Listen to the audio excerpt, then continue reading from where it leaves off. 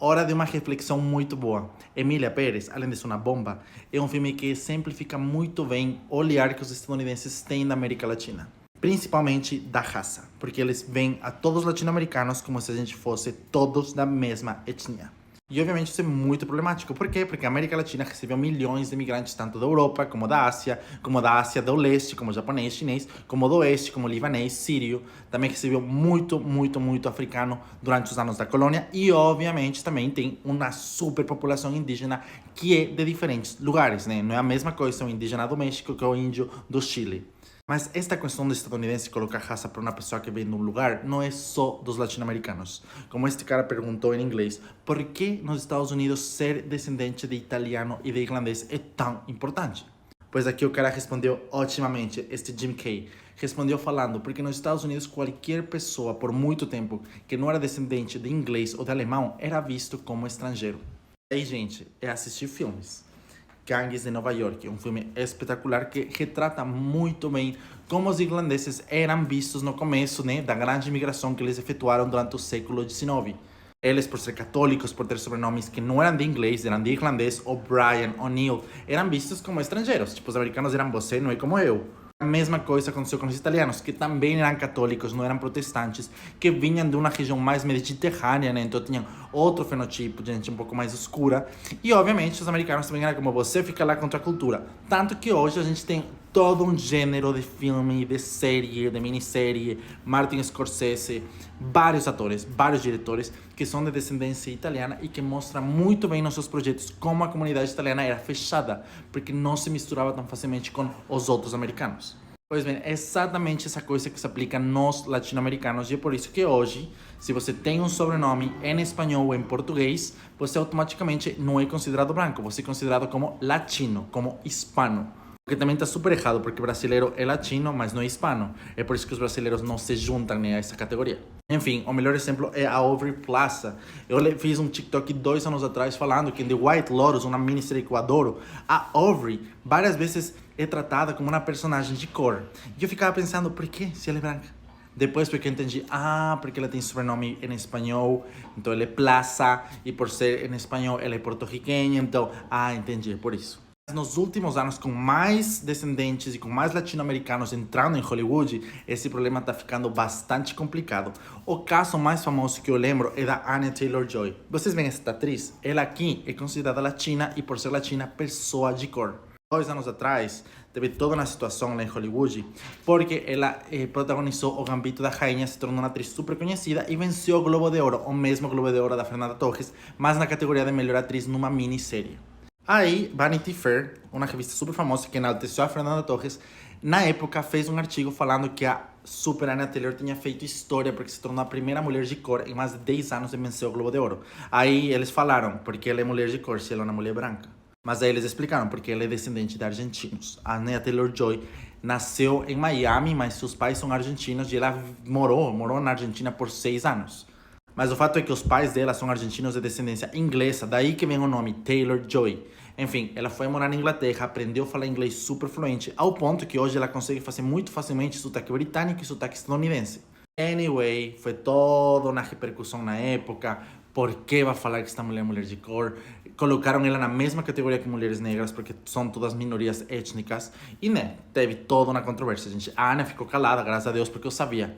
Gente, falar nessas situações só vai cancelar você. Então, fica caladinha. Mas o fato é que depois falaram para ela que por ser os pais dela ser descendentes de escoceses, ingleses, ela é meio que branca. Mas igual, a Anya Taylor-Joy até hoje é considerada latina lá, não é considerada branca. Isso me lembra outro exemplo, também atual, que é a Ana de Armas. Ela é uma atriz cubana, muito bonita, muito talentosa, uma das melhores atrizes que a gente tem hoje. E ela também é espanhola, né? Ela tem dupla cidadania. Pois bem, ela fala inglês com sotaque, então, claro, as pessoas falaram que ela era latina. Mas, anos atrás, ela conseguiu um papel super icônico. Ela fez nada mais e nada menos que a Marilyn Monroe, num filme que ninguém gostou, mas ela foi indicada a Oscar para melhor atriz. E na época ela falava muito, né, nos festivais, nas entrevistas, que ela sentia que estava fazendo história, porque 20, 30 anos atrás era impossível uma atriz cubana, uma atriz espanhola, uma atriz latino-americana fazer uma interpretação de um ícone tão importante para os estadunidenses como a Marilyn Monroe. Ela ficava muito emocionada, ela chorava. E eu imagino, gente, deve ter sido muito difícil convencer o diretor e os produtores de contratá-la. Mas o fato é que na época eu vi vários artigos da América Latina, do meu país principalmente, em que as pessoas problematizavam isso. De fato, teve um comentário de uma mulher equatoriana que eu gostei muito, que falou: é muito fácil você falar de diversidade. Se você tem um sobrenome em espanhol, então você é super diversa, mas você tem cara de sueco. E obviamente isso se aplica na de Armas, porque ela tem um sobrenome em espanhol, de Armas, tem um nome hispânico, Ana, mas ela é uma mulher branca, ela pode tranquilamente fazer um papel de uma mulher estadunidense. Tanto assim que ela consegue fazer vários papéis de pessoas que não caem no estereotipo. E nossa, gente, tem muito exemplo. Outro exemplo super famoso é Oscar Isaac, que é um ator metade guatemalteco, metade cubano, está aqui embaixo, que já fez várias piadas falando que em Hollywood ele é considerado racialmente ambíguo. Por quê? Porque ele é latino, então ele pode fazer papel de um latino-americano, pode fazer papel de uma pessoa da Ásia, da África, porque Hollywood faz isso, tipo, você não é branco, leva aqui esse papel que não é de você, mas é de você sim. Mas ao mesmo tempo, por ele falar inglês muito bem e por ele parecer meio caucásico, Hollywood também contrata ele para ser pai de Timothée Chalamet, para fazer filme americano onde ele é um pai normal dos Estados Unidos, tipo, típico americano. Ele fala que é uma ambiguidade total, que é uma coisa super problemática, ao ponto que ele não consegue. Ele, como nome artístico, não tem seu sobrenome, para deixar ali no ar. Tipo, você tem que interpretar de onde ele vem.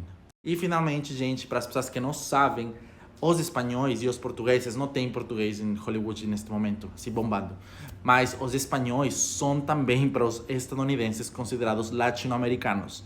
Talvez um latino-americano da Europa, mas são considerados sim estereotipo. A situação tem melhorado um pouco, mas a Penélope Cruz, que é uma das atrizes mais famosas que Espanha já exportou, no começo da sua carreira, ela pegava papel em que claramente o papel era para uma mulher latino-americana. Como é o caso desse filme aqui, em que ela dança salsa, uma salsa caribenha super forte, mas óbvio, como ela não é latino-americana, ela começa a dançar um flamenco, assim. Mas claro, era parte do estereotipo. E com isso eu quero voltar para Emília Pérez e como este filme engloba toda esta problemática. Primeiro, a Espanha. Eles contrataram como protagonista uma mulher espanhola para interpretar um personagem super problemático do México. Mas como eles são norte-americanos e franceses, este é um olhar bem eurocêntrico, eles falaram, cara, é a mesma coisa, coloca lá. A diretora de casting encheu a boca para falar que não tinha ator mexicano, bom o suficiente para o papel, coloca Espanha porque tudo é a mesma coisa. Zoe Saldanha é uma mulher caribenha, dominicana, porto-riquenha, tem um sotaque em espanhol muito diferente dos mexicanos, mas enfia lá, porque não importa se ela é branca, se ela é preta, se ela é do Caribe, se ela é do outro lado. Ela é latina, ela vai conseguir fazer o papel muito bem, os mexicanos vão ficar caladinhos, quando não acontece isso. E finalmente chegamos a Selena Gomez, que é a mais problemática de todos, porque ela representa esta nova geração de atores que são dos Estados Unidos, são americanos, nunca moraram na América Latina, mas por ser descendentes e por ter sobrenomes em espanhol ou em português, automaticamente são empoderados a se enquadrar em papéis onde realmente eles não têm ideia do que estão fazendo. A Selena Gomez interpreta uma mulher que talvez não é mexicana, mas é o estereotipo do México. E ela nunca morou no México, nunca teve experiência de aprender espanhol do México. Tudo ela fez desde Los Angeles ou da França. Então, cara, é problemático, mas para os estadunidenses não é. Porque se você tem sobrenome em espanhol e em português, você é um de nós. Você pode vir, pode fazer um papel super estereotipado em 2024, tá tudo bem. E é isso, gente. O que vocês acham? Vocês não são muito considerados latinos, eu sei. Brasileiro é a princípio, mas vocês não se consideram. Então acho que vocês olham isso de fora. Mas no meu caso, é super problemático mesmo. Mesmo. Porque para muitos de nós hispanos, gente que fala espanhol como primeira língua, quando a gente vê este filme, a gente vê duas americanas e uma espanhola.